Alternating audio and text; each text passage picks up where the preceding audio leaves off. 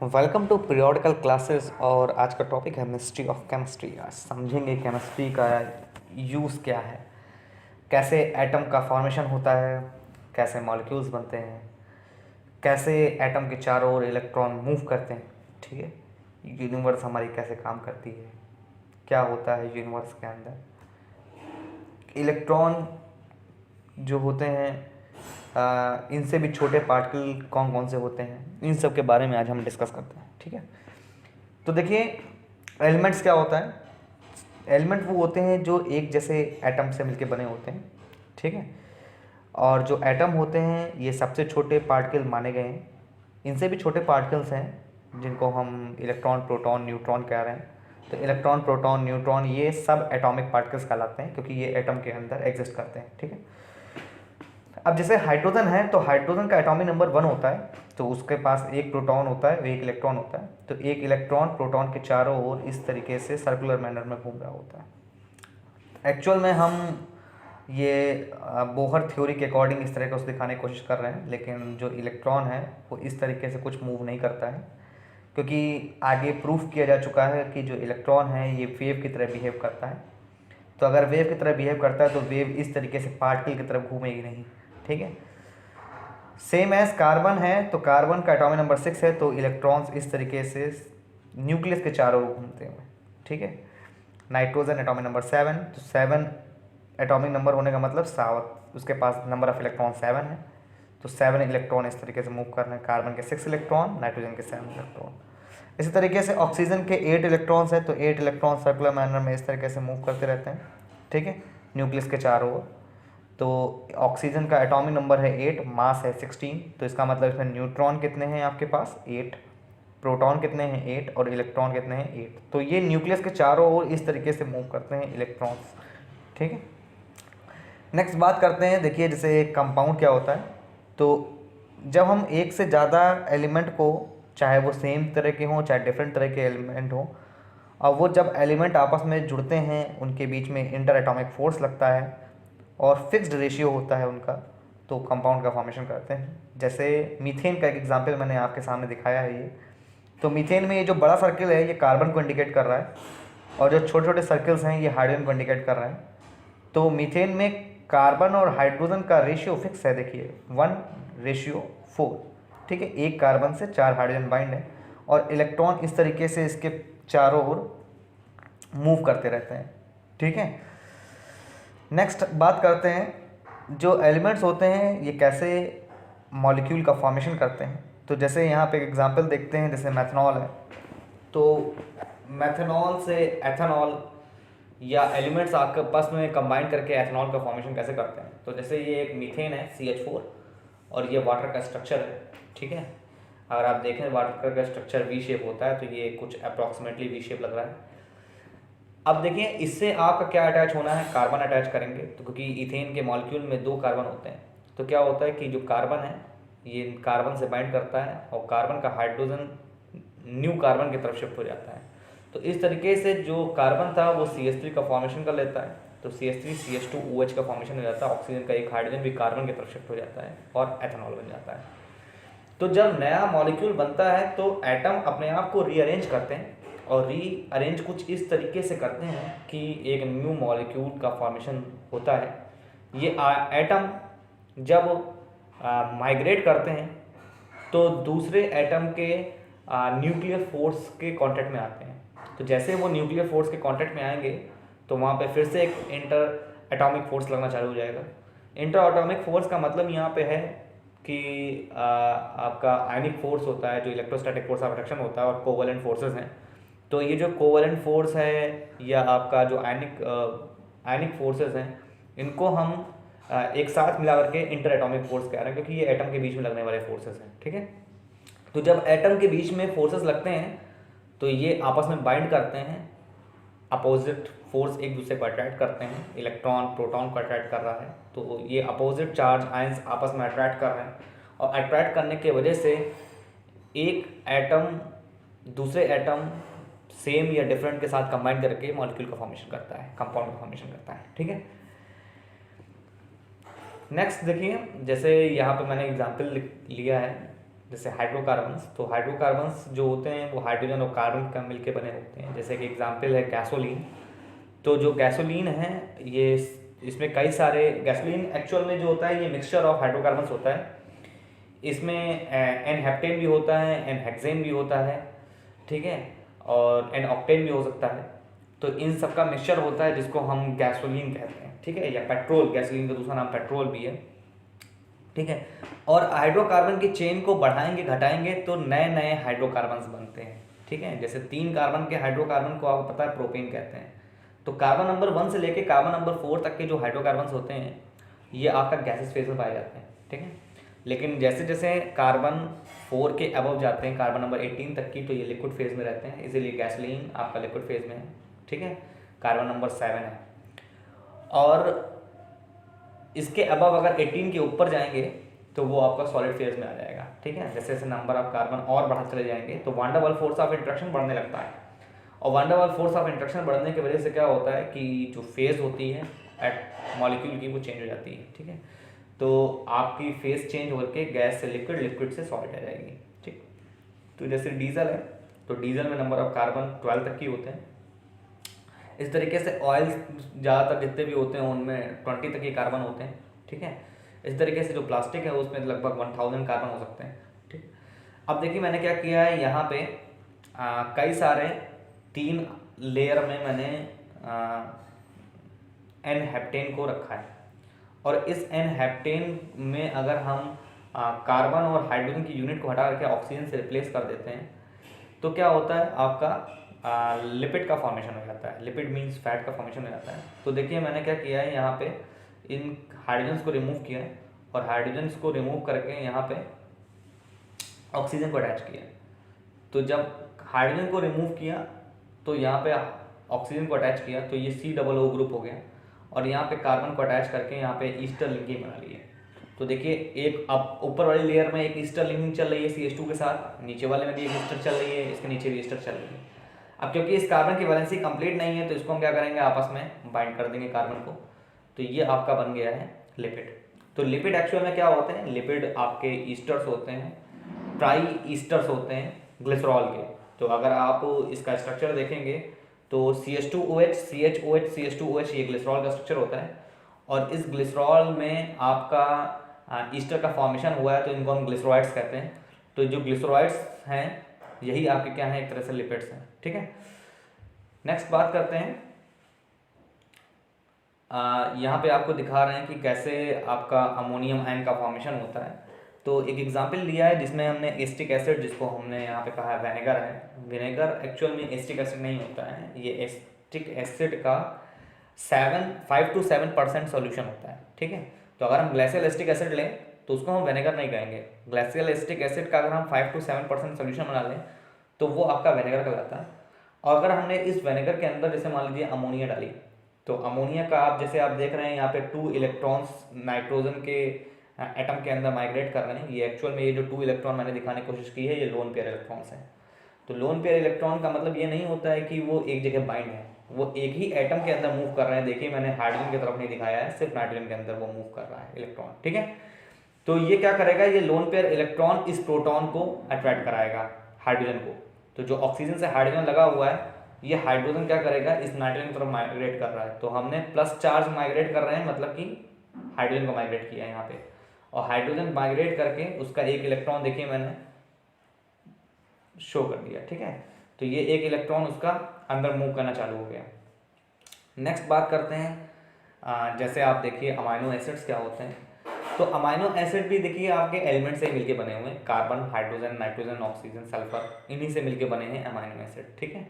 ज़्यादातर इसमें कार्बन होता है, नाइट्रोजन होता है, ऑक्सीजन होता है। अमाइनो एसिड में 2 तरह के फंक्शनल ग्रुप होते हैं, एक होता है NH2 ग्रुप जैसे आप देख रहे हैं ग्लाइसिन के स्ट्रक्चर में, और एक तरफ होता है COOH ग्रुप, ठीक है। तो एक तरफ एसिड ग्रुप है, एक तरफ अमाइनो ग्रुप है, इसीलिए इसको अमाइनो एसिड कहा गया है। तो सबसे ज़्यादा सिंपलेस्ट अमाइनो एसिड ग्लाइसिन होता है, ठीक है। और अमाइनो एसिड जब आपस में बाइंड करते हैं तो ही प्रोटीन का फॉर्मेशन होता है, ठीक है। जब खूब सारे अमाइनो एसिड आपस में मिलते हैं तो पॉलीपेप्टाइड चेन का फॉर्मेशन करते हैं, और खूब सारी पॉलीपेप्टाइड चेन आपस में सल्फर के थ्रू बाइंड होती हैं, अब वो डाइसल्फाइड बॉन्ड बनाती हैं, ठीक है। तो अब देखते हैं यहाँ से ग्लाइसिन से आपका एनिलीन अगर बनाना है तो कैसे बनेगा। तो एनिलीन में जहाँ पे आपका CH2 लगा है, इसका एक हाइड्रोजन हट करके यहाँ पे CH3 लगेगा, तो देखिए यहाँ पे एक कार्बन रिप्लेस हुआ है और इससे 2 हाइड्रोजन अटैच हो गए, ये एनिलीन में कन्वर्ट हो गया है। तो उसी मॉलिक्यूल के अंदर मॉडिफिकेशन होते हैं या मॉलिक्यूल में अदर एटम आके बाइंड करके न्यू मॉलिक्यूल का फॉर्मेशन करते हैं। अच्छा, नया मॉलिक्यूल बनता ही क्यों है? स्टेबिलिटी की वजह से। तो जब मॉलिक्यूल में जब एटम कंबाइन करते हैं और मॉलिक्यूल का फॉर्मेशन करते हैं तो स्टेबिलिटी आती है, और स्टेबिलिटी को बनाने के लिए ही इस तरह के रीअरेंजमेंट होते हैं मॉलिक्यूल्स के अंदर, ठीक है। तो यहाँ पे आप देखिए जो सल्फ़र है वो हमने आपको बताया कि अमाइनो एसिड के लिए बहुत ही एसेंशियल है, ठीक है। अमाइनो एसिड्स की चेन को आपस में जोड़ना है, बाइंड रखना है, तो हम सल्फ़र लिंकिंग से ही बाइंड होती हैं, सल्फ़र लिंकिंग से ही बाइंड होती हैं, तो इसीलिए बॉडी के लिए सल्फ़र भी बहुत ज़रूरी होता है, ठीक है। इसी तरीके से आप देखिए कैसे अमाइनो एसिड आपस में कंबाइन करते हैं और कंबाइन करके आपका डाइपेप्टाइड का फॉर्मेशन करते हैं। तो मैंने जैसे एक एग्जांपल लिया है, 2 ग्लाइसिन के मॉलिक्यूल्स ले रखे हैं। तो एक ग्लाइसिन का जो नाइट्रोजन है, एक तरफ देखिए आप लेफ्ट हैंड साइड नाइट्रोजन दिखाया गया है और एक तरफ आप देख रहे हैं कार्बोक्सिलिक एसिड ग्रुप है राइट हैंड साइड डायरेक्शन में, दूसरे वाले ग्लाइसिन में भी ऐसे ही है। तो यहाँ से क्या होगा, कंडेंसेशन रिएक्शन होगी, और कंडेंसेशन का मतलब होता है कि 2 ग्रुप का आपस में जुड़ना, 2 मॉलिक्यूल्स का आपस में जुड़ना और एक छोटा मॉलिक्यूल वहाँ से एलिमिनेट हो जाना, ठीक है। तो यहाँ पे क्या होगा, 2 ग्लाइसिन के मॉलिक्यूल्स आपस में जुड़ रहे हैं और देखें यहाँ से वाटर एलिमिनेट हो रहा है। जैसे वाटर एलिमिनेट हुआ तो वो CO बचा और ये NH बचा, तो ये CONH आपस में जुड़ करके CONH बॉन्ड बनाएंगे। इस CONH बॉन्ड को हम पेप्टाइड बॉन्ड कहते हैं, ठीक है। अब इसे हम कहेंगे डाइपेप्टाइड। डाइपेप्टाइड इसलिए कह रहे हैं क्योंकि डाइपेप्टाइड का मतलब ये नहीं हुआ कि 2 पेप्टाइड बॉन्ड है। डाइपेप्टाइड का मतलब यह हुआ कि 2 अमाइनो एसिड से मिल करके एक पेप्टाइड बॉन्ड बना हुआ है, ठीक है। तो इसीलिए इसको हम डाइपेप्टाइड इंडिकेट कर रहे हैं। नेक्स्ट देखिए जो आपके अमाइनो एसिड्स होते हैं, तो अभी तक की बहुत सारे अमाइनो एसिड्स हैं जिसमें से 20 अमाइनो एसिड अभी तक की बहुत ज़्यादा इंपॉर्टेंट है। 20 अमाइनो एसिड जो होते हैं इनको 2 कैटेगरी में बांटा गया है। 10 अमाइनो एसिड ऐसे हैं जो कि इसेंशियल अमाइनो एसिड कहलाते हैं और 10 अमाइनो एसिड ऐसे हैं जो कि नॉन एसेंशियल अमाइनो एसिड होते हैं। इसेंशियल अमाइनो एसिड वो अमाइनो एसिड होते हैं जो हमारी बॉडी मैन्युफैक्चर नहीं करती है, हम बाहर से लेते हैं, ठीक है। और कुछ ऐसे अमाइनो एसिड हैं, 10 ऐसे अमाइनो एसिड हैं जो हमारी बॉडी खुद बनाती है, हमें बाहर से लेने की जरूरत नहीं पड़ती है, ठीक है। तो कुदरत ने हमारे लिए इतना बढ़िया सिस्टम बना के रखा है कि 20 अमाइनो एसिड में से 10 तो वो बाहर से मंगवाती है और 10 खुद बनाती है, ठीक है।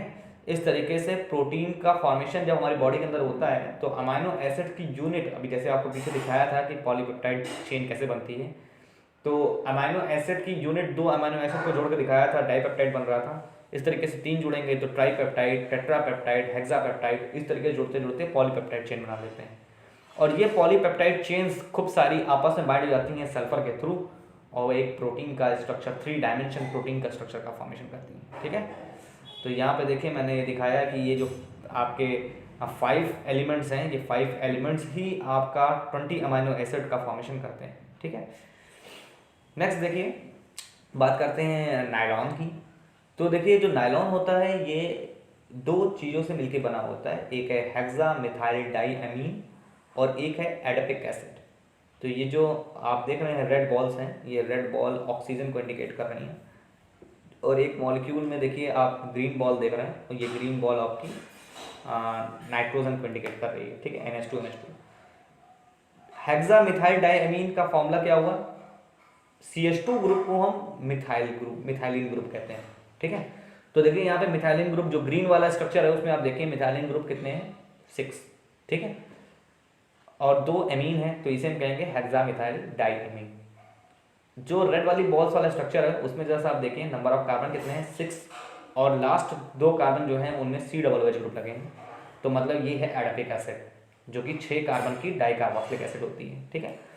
अब क्या होता है कि जब हम हाई टेम्परेचर देते हैं तो और मीडियम चेंज करते हैं, एसिडिक मीडियम कर देते हैं, तो क्या होता है यहाँ पे होता है ये कि कंडेंसेशन रिएक्शन होती है, और कंडेंसेशन रिएक्शन में वाटर एलिमिनेट हो जाता है जैसे आप देख रहे हैं, और ये दोनों यूनिट आपस में जुड़ जाएंगी।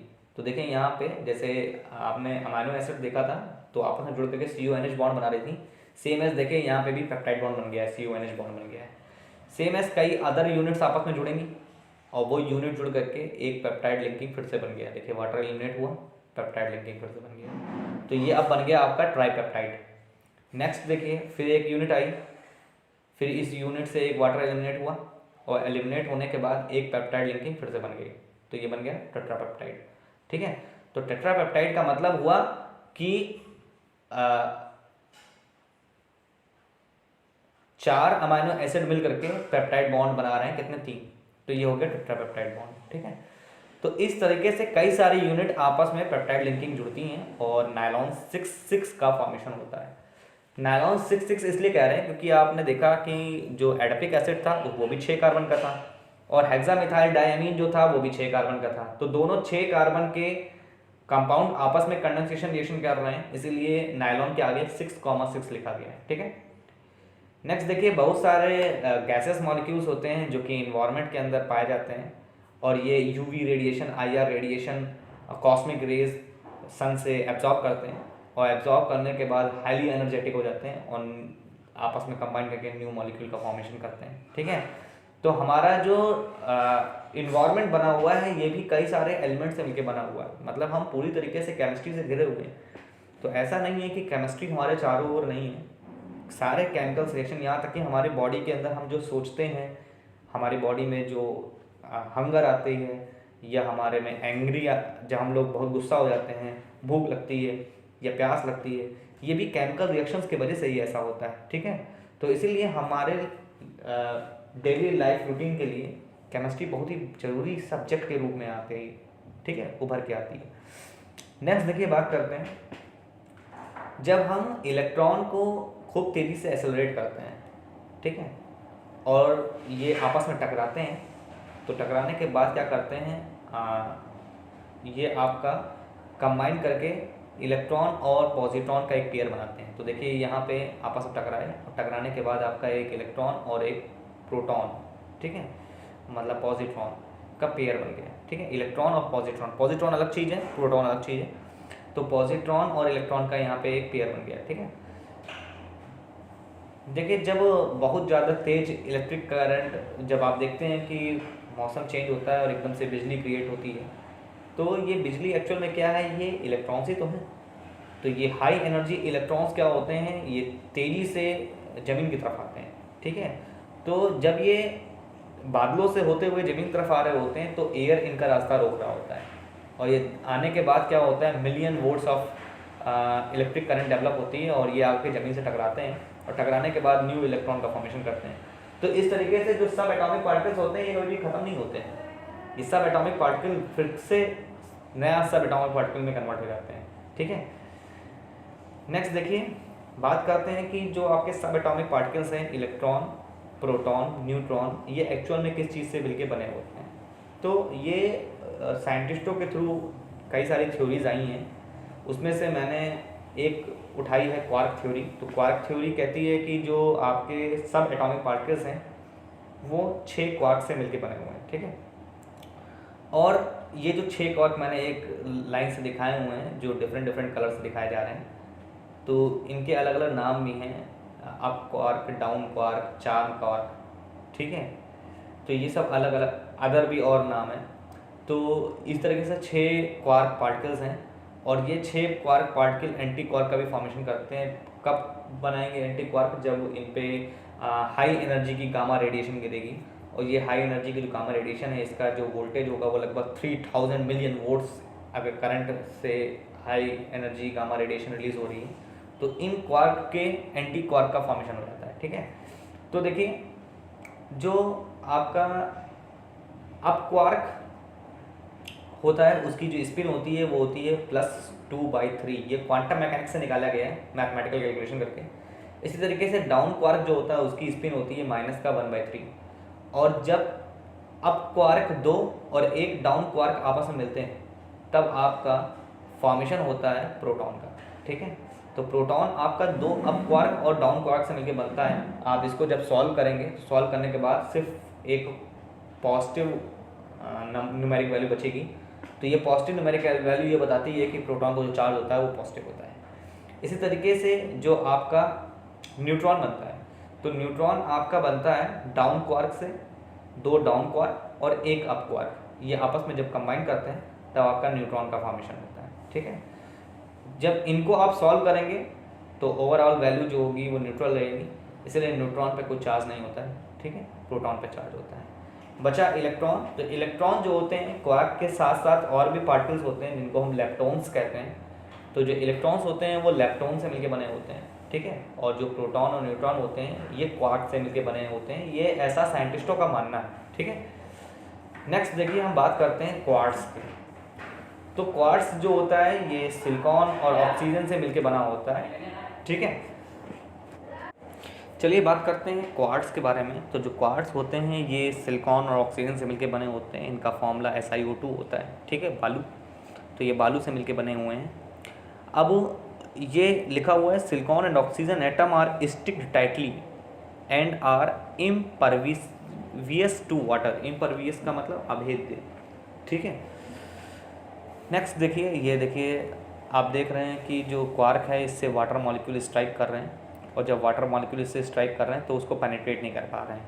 ये क्वार्क की खासियत है कि ये वाटर को एब्जॉर्ब नहीं करता है। ठीक है, अब देखिए जैसे हम यहाँ पे क्ले की बात करें तो क्ले जो होता है किससे मिलके बना होता है, ये SiO2 और Al2O3 का मिक्सचर होता है। ठीक है, तो जब वाटर आप देखते हैं कि जब सूखा होता है क्ले तो इसकी जो लेयर्स होती हैं ये स्लिपरी नहीं होती हैं, लेकिन आप देखते हैं जब हम क्ले के अंदर पानी मिला देते हैं। ठीक है, जब कुम्हार बर्तन बना रहा होता है तो क्ले के अंदर जब पानी मिलाता है तो देखिए लेयर्स बहुत स्लिपरी हो जाती हैं।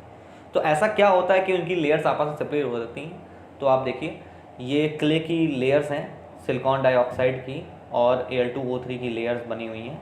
ठीक है, और इन लेयर के बीच में क्या होता है कि वाटर आकर के बाइंड करने लगता है। देखिए कुछ इस तरीके से वाटर आकर के बाइंड कर जाता है। तो जब वाटर इन लेयर्स के बीच में बाइंड करता है तो क्या होता है कि इनकी जो लेयर्स होती हैं वो स्लिपरी हो जाती हैं और वो आसानी से इधर उधर मूव कर सकती हैं। लेकिन जब हम इनको क्या करते हैं, हीट करते हैं।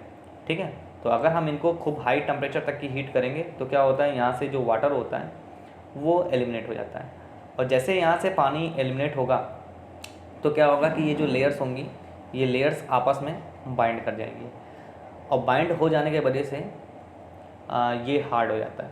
ठीक है, तो जो आपका क्ले है तो क्ले सॉफ्ट कब होता है और हार्ड कब होता है, तो मैंने बताया कि सॉफ्ट तब होता है जब हमने पानी इसके अंदर डाला तो पानी क्या करती हैं, इनकी लेयर्स के बीच के अंदर बाइंड कर जाती हैं। ठीक है, और बाइंड कर जाने के वजह से क्या होता है कि इनकी लेयर्स स्लिपरी हो जाती है और ये सॉफ्ट हो जाती हैं क्ले। लेकिन जैसे ही हीट करते हैं तो ये जो वाटर होता है ये हमने बताया एलिमिनेट हो जाता है, और एलिमिनेट हो जाने की वजह से ये लेयर्स आपस में मिक्स हो जाती हैं और ये क्या हो जाता है, एक सॉलिड रॉक लाइक स्ट्रक्चर बना लेता है। चलिए बात करते हैं अब थोड़ा सा यूनिवर्स के बारे में। तो यूनिवर्स में हम पढ़ते हैं सुपरनोवा क्या होता है, कैसे सुपरनोवा का फॉर्मेशन होता है। ठीक है, स्टार का फॉर्मेशन कैसे होता है। ठीक है, यूनिवर्स के अंदर तो देखिए जैसे अर्थ के अंदर कई सारे एलिमेंट्स प्रेजेंट हैं। आपने देखा कि केमिस्ट्री के अंदर अभी तक की 118 एलिमेंट खोजे जा चुके हैं। ठीक है, सबसे लास्ट एलिमेंट ऑर्गेनिसॉन है, और सबसे पहला एलिमेंट जो अभी तक की खोजा गया है वो है हाइड्रोजन। तो हाइड्रोजन सबसे फर्स्ट एलिमेंट है पीरियोडिक टेबल का, और सबसे लास्ट एलिमेंट जो अभी तक खोजा जा चुका है वो है ऑर्गेनिसॉन। अब वो बात अलग है कि ऑर्गेनिसॉन पे अभी भी रिसर्च चल रहा है, बहुत ज़्यादा डेटा हमारे पास अभी अवेलेबल नहीं है ऑर्गेनिसॉन का, लेकिन इतने एलिमेंट अर्थ के अंदर अभी तक की खोजे जा चुके हैं। इसी तरीके से यूनिवर्स के में भी बहुत सारे एलिमेंट प्रेजेंट हैं, जैसे हीलियम है, कार्बन है, नियॉन है, ऑक्सीजन है, सिलिकॉन है, आयरन है। ठीक है, मैग्नीज़ हैं, ये भी यूनिवर्स के अंदर प्रेजेंट है। ठीक है, कई सारे प्लैनेट्स ऐसे हैं जो इन्हीं सब से मिलकर बने हुए हैं। तो इसका मतलब जो चीज़ अर्थ के अंदर है वही सारे एलिमेंट जो हैं आपके, मान लीजिए 118 अर्थ के अंदर हैं तो उसके कुछ एलिमेंट्स आपके अर्थ के बाहर भी हैं। बहुत से पीरियोडिक टेबल में ऐसे भी एलिमेंट्स हैं, एटॉमिक नंबर 92 के बाद वाले ख़ास तौर से, जो कि ह्यूमन ने खुद बनाने की कोशिश की है। ठीक है, वहाँ पे उन्होंने 2 एटम को आपस में कोलाइड करवाया है, और कोलाइड करके फ्यूज़ करा करके नया एलिमेंट का फॉर्मेशन करा दिया है। तो नए एलिमेंट का फॉर्मेशन पुराने एलिमेंट की मदद से कराया गया है। इसी तरीके से यूनिवर्स में भी कई सारे ऐसे न्यू एलिमेंट्स मिलते हैं जब वो आपस में कोलाइड करते हैं, और कोलाइड करके नए एलिमेंट का फॉर्मेशन होता है। ठीक है, तो लिखा है during the supernova explosion the outward moving matter is moving so far that it compresses and heat whatever it collide with the temperature of 10 to the power 10 to 10 to the power 11 Kelvin, much hotter than anything we have encountered in our studies for the stars so far. तो star जो होते हैं ये supernova explosion की वजह से होते हैं और इनका जो टेम्परेचर होता है वो 10 टू द पावर 10 से 10 टू पावर 11 केल्विन होता है। तो आप सोच सकते हैं इनका टेम्परेचर कितना ज़्यादा होता है, ठीक है, सुपरनोवा का या स्टार का या अपने सन का ही देख लीजिए। सन का जो बाहरी टेम्परेचर बहुत ही ज़्यादा है, वो तो 10,000 डिग्री सेंटीग्रेड के अबव है, और अंदर अगर चले गए उसके तो उसका टेम्परेचर तो फिर करोड़ों के अंदर है। तो हमारे पास कोई ऐसा इक्विपमेंट ही नहीं है कि हम सन तक की पहुंच सकें, क्योंकि ज़्यादातर जितने भी एलिमेंट्स पीरियोडिक टेबल के अंदर हैं इनका मेल्टिंग देखा जाए हायर मेल्टिंग पॉइंट तो वो लगभग 5 से 6,000 डिग्री सेंटीग्रेड तक की वो सब मेल्ट कर जाते हैं। तो मेरे पास कोई ऐसा एलिमेंट ही नहीं है कि जो करोड़ों डिग्री सेंटीग्रेड टेम्परेचर को बर्दाश्त कर सके। तो इसीलिए हम कभी भी सन तक की, it is impossible to move toward the sun slow closer, हम बहुत ज़्यादा पास तक नहीं जा सकते। हाँ, थोड़ी दूर तक की जाने की कोशिश की जा रही है इस समय सूरज तक की, ताकि हम सन की स्टडी कर सकें, ठीक है। नेक्स्ट देखिए, सुपरनोवा जो होते हैं ये बताया कि स्टार के एक्सप्लोजन से बनते हैं और ये बहुत बड़े बड़े एक्सप्लोजन्स होते हैं स्पेस के अंदर, तब ये सुपरनोवा का फॉर्मेशन होता है। मैंने यहाँ पे आपको एक पिक्चर दी है जो कि सुपरनोवा की है, ठीक है। तो क्या होता है कि जो स्टार का जो न्यूक्लियर फ्यूल होता है, अब स्टार का न्यूक्लियर फ्यूल क्या होगा, वो आपका हीलियम होगा या अदर गैसेस फ्यूल होंगे। तो ये गैसेस फ्यूल जो होते हैं ये कोर की तरफ शिफ्ट होते हैं। तो जैसे ही कोर की तरफ शिफ्ट होते हैं और दो स्टार्स आपस में टकराते हैं, ठीक है, कोलाइड करते हैं, तो न्यूक्लियर फ्यूज़न होता है। तो न्यूक्लियर फ्यूज़न की वजह से लार्ज अमाउंट ऑफ एनर्जी निकलती है, ठीक है, जिससे क्या होता है आपका सुपरनोवा का फॉर्मेशन होता है, ठीक है, और नया स्टार इसके वजह से बनता है। तो आप ऐसे समझ सकते हैं जैसे दो मिट्टी की बॉल बनाएं और उनको खूब तेज़ी से आपस में टकराएं। तो जब हम इनको खूब तेज़ी से आपस में टकराएंगे तो बॉल के टुकड़े टुकड़े हो जाएंगे। तो ये जो टुकड़े टुकड़े होकर के नए जो टुकड़े बन रहे हैं इनको हमने स्टार कहा है, जो कि बड़े बड़े स्टार के लार्ज कोलिजन होने की वजह से, लार्ज एक्सप्लोजन होने की वजह से बने हुए हैं, ठीक है। अब जो सुपरनोवा होता है ये बहुत ही रेयर इवेंट है। ये अगर हम देखें तो 50 साल में लगभग एक बार हमको सुपरनोवा दिखाई देता है हमारे मिल्की वे में। जो मिल्की वे होता है ये क्या है, ये एक गैलेक्सी है जिसमें आपका सोलर सिस्टम, हमारा सोलर सिस्टम उसमें एग्जिस्ट करता है। ये जो मिल्की वे है जहाँ पे हमारा सोलर सिस्टम एग्जिस्ट करता है, मतलब कि Mercury, Venus, Earth, Mars, Jupiter, Saturn, Uranus, Neptune, ठीक है।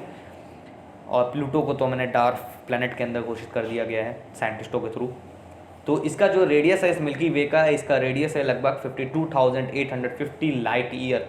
ये इसका रेडियस बताया जाता है मिल्की वे का। और इस मिल्की वे की एज जो साइंटिस्ट को थ्रू बताई जा रही है वो है 13.51 बिलियन ईयर्स। तो आप सोच सकते हैं इस मिल्की वे की जो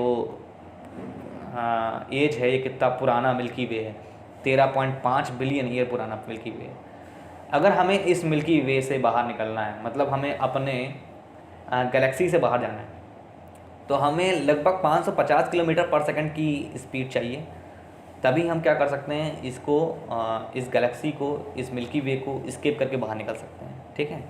अपनी ही गैलेक्सी के अंदर लगभग 25,000 करोड़ तारे हैं, ठीक है। आप सोच सकते हैं कि हमारी गैलेक्सी कितनी खूबसूरत है और उसमें कितने स्टार्स हैं, और उन स्टार्स का साइज़, कुछ तो ऐसे ऐसे स्टार्स हमारी गैलेक्सी के अंदर है जिनका स्टार का साइज़ तो सूरज के साइज़ के बड़ा है, ठीक है, ये भी माना जाता है। तो आप सोच सकते हैं कि ऐसे ऐसे स्टार हैं जो सन से भी बड़े बड़े स्टार इसके अंदर प्रेजेंट हैं। कुछ तो बहुत ही अर्थ के पास हैं, कुछ अर्थ से बहुत ही दूर दूर स्टार प्रेजेंट हैं, ठीक है। और ये स्टार भी आपका गैसियस मॉलिक्यूल्स हैं, ठीक है, ये गैसियस स्ट्रक्चर्स हैं, मॉलिक्यूल्स ना करके स्ट्रक्चर्स कहेंगे ज़्यादा सही है। तो ये गैसियस स्ट्रक्चर्स हैं, हाई एनर्जी स्ट्रक्चर्स हैं, जिनके पास खुद की लाइट होती है, ठीक है। मून के पास खुद की लाइट नहीं है, या आपका नेचुरल सैटेलाइट कहलाता है मून, ठीक है। नेक्स्ट बात करते हैं वाटर के बारे में, जिसको हम लोग यूनिवर्सल सॉल्वेंट कहते हैं, ठीक है। जो वाटर का स्ट्रक्चर होता है उसमें ऑक्सीजन, आपको पता है कि एक इलेक्ट्रोनेगेटिव एटम होता है, तो ऑक्सीजन के ऊपर पार्शियल नेगेटिव चार्ज होता है, और हाइड्रोजन क्योंकि ऑक्सीजन से लेस इलेक्ट्रोनेगेटिव है तो उसके ऊपर पॉजिटिव चार्ज होगा। तो वाटर में इलेक्ट्रॉन्स कुछ इस तरीके से मूव करते हैं, इलेक्ट्रॉन की शिफ्टिंग होती है, तो नेगेटिव चार्ज ऑक्सीजन की तरफ डेवलप होता है और पॉजिटिव चार्ज हाइड्रोजन की तरफ डेवलप हो जाता है। ठीक है, अब देखिए क्या होता है कि जब हम पानी के अंदर कोई पोलर सॉल्वेंट डालते हैं तो पानी के अंदर पोलर सॉल्वेंट डालने पे वो घुल क्यों जाता है। जैसे हमने नमक को पानी में डाला तो नमक पानी के अंदर डिजोल्व क्यों हो जाता है। ये जितने भी पोलर कंपाउंड है वो वाटर के अंदर डिजोल्व क्यों होते हैं, उसका रीज़न क्या है कि वाटर आपका पोलर है, उसके पास एक पॉजिटिव और एक नेगेटिव पोल है। तो जैसे हम एक आयनिक कंपाउंड NaCl का एग्जाम्पल लें तो NaCl में सोडियम आयन है और क्लोराइड आयन है। तो सोडियम आयन क्या करता है, वाटर अपने आप को इस तरीके से अरेंज करता है कि उसका नेगेटिव चार्ज सोडियम आयन की तरफ होता है, ठीक है, और उसका जो पॉजिटिव चार्ज है वो क्लोराइड आयन की तरफ होता है क्योंकि क्लोराइड नेगेटिव चार्ज है। ठीक, अब वाटर और सोडियम आयन और वाटर और क्लोराइड आयन के बीच में एक inter nuclear force of attraction लग रहा है, जिससे क्या होता है कि जो सोडियम और क्लोराइड के बीच के लगने वाला inter nuclear force of attraction है वो धीमे धीमे क्या होता है, वीक होने लगता है। ठीक है, और जैसे ही ये inter nuclear force of attraction weak होता है तो ये दोनों ही क्या होते हैं, एक दूसरे से अलग होना चालू हो जाते हैं। ठीक है, तो ये देख रहे हैं आप inter nuclear force of attraction की वजह से वाटर सोडियम के साथ बाइंड कर गया है और इधर वाटर क्लोराइड के साथ बाइंड कर रहा है, मतलब कि वो सराउंड कर रहा है, तो इसे कहते हैं डिसोल्यूशन। ठीक है, तो सोडियम आयन वाटर के थ्रू सराउंड कर लेगा, क्योंकि देखो सोडियम आयन जो होता है ये स्टेबल नहीं होता है, तो वाटर क्या करता है इसके चारों ओर बाइंड करके एक वीक अट्रैक्शन फोर्स से बाइंड करके इसको स्टेबलाइज कर रहा होता है। ठीक है, सेम एज क्लोराइड आयन को भी इसी तरीके से स्टेबलाइज करता है। ठीक, अब जैसे नॉन पोलर में बात करें, जैसे पानी में अगर हम तेल या वैक्स डाल देते हैं तो क्या होता है, तो जैसे ही पानी में हम तेल या वैक्स डालते हैं तो जो ऑयल होता है ये आपको पता है ये हाइड्रोफोबिक होता है। ठीक है, वाटर को हीट करता है, तो आप देखते नहीं जब पानी में तेल डालते हैं तो तेल ऊपर आ जाता है, ठीक है, और पानी नीचे रह जाता है, तो बबल्स नीचे बनते हैं ऑयल के, फिर ये धीमे धीमे ऊपर आना चालू हो जाते हैं। तो वाटर के अंदर जैसे ऑयल डालते हैं तो क्या होता है कि वाटर के मॉलिक्यूल्स इस ऑयल को रिपेल कर देते हैं और रिपेल करके ऑयल अलग सेपरेट हो जाता है, और वाटर क्योंकि पोलर मॉलिक्यूल्स हैं तो पोलर मॉलिक्यूल के बीच में अट्रैक्शन फोर्स लगने लगता है। उसका फिगर कुछ डायग्राम मैंने ऐसे दिखाने की कोशिश की है आपको। ठीक है, नेक्स्ट देखिए सोप और डिटर्जेंट के बारे में पढ़ते हैं। तो जो सोप होते हैं ये क्या होते हैं, ये साल्ट होते हैं, सोडियम या पोटेशियम के साल्ट होते हैं, ठीक है, हायर फैटी एसिड के। इसी तरीके से डिटर्जेंट जो होते हैं ये सल्फेट के साल्ट्स होते हैं, हायर फैटी एसिड के। अब क्या होता है कि जब हम ऑयल ड्रॉपलेट डालते हैं तो उसमें अगर हम सोप या डिटर्जेंट मिलाते हैं तो क्या होता है कि ऑयल जो होता है ये नॉन पोलर है, तो जो सोप है उसमें दो पार्ट होते हैं, एक पोलर और एक नॉन पोलर पार्ट। ठीक है, तो जो नॉन पोलर पार्ट होता है वो ऑयल ड्रॉपलेट की तरफ इस तरीके से आप देख रहे हैं अरेंज हो जाता है, और जो आपका पोलर पार्ट होता है वो वाटर की तरफ अरेंज हो जाता है। तो देख रहे हैं आप सल्फेट आयन की तरफ वाटर आ गया है। ठीक है, तो सल्फेट आयन की तरफ आप देख रहे हैं वाटर अरेंज हो गया, और जो आपका लॉन्ग चेन आप जिगजैग चेन जो देख रहे हैं ये कार्बन की चेन है। तो सोप जैसे आपका सोप क्योंकि लिक्विड फॉर्म में है तो ये सोप एक्चुअल में ऑयल से मिलके तो बनता है, तो ऑयल से मिलके बन रहा है तो इसका मतलब क्या है कि ये लिक्विड फॉर्म में है, तो इसमें कई सारे हाइड्रोकार्बन्स होंगे, 17, 15, 13 इस तरह के हाइड्रोकार्बन्स होते हैं। ठीक है, और इनमें सल्फेट ग्रुप लगा होता है, और सल्फेट एक पोलर ग्रुप है जो कि वाटर के साथ बाइंड करता है, और जो आपके हाइड्रोकार्बन्स होते हैं जो कि नॉन पोलर है वो नॉन पोलर के साथ डिजॉल्व हो जाते हैं, मतलब ऑयल ड्रॉपलेट के साथ डिजॉल्व हो जाते हैं। तो ये जो स्ट्रक्चर है इसको हम कहते हैं माइसेली फॉर्मेशन। ठीक है, तो माइसेली फॉर्मेशन कुछ इस तरीके से होता है। Thank you for watching this video. अगर आपको ये वीडियो अच्छा लगा तो आप मेरे चैनल पे जाकर के इसको सब्सक्राइब कर दीजिएगा, लाइक कर दीजिएगा और शेयर कीजिएगा इस वीडियो को। Thank you for watching this.